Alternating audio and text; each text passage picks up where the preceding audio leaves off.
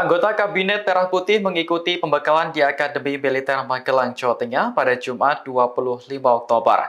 Namun di hari pertama pembekalan, para menteri justru dibuat kaget oleh Presiden Prabowo Subianto.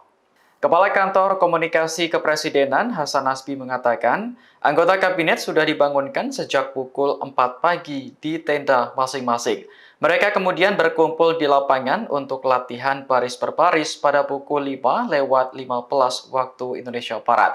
Namun saat tiba di lapangan, para menteri kaget karena Presiden Prabowo ternyata sudah datang terlebih dahulu. Hasan mengatakan Prabowo datang pertama kali untuk memberikan teladan sebagai pemimpin. Adapun pembekalan di Magelang dijadwalkan berlangsung selama sekitar 3 hari. Anggota Kabinet Merah Putih akan diberi materi soal negara, pemerintahan, hingga pencegahan korupsi. Meski berseragam ala militer, Hasan memastikan bahwa kegiatan di Akmil bukanlah ospek atau militerisme.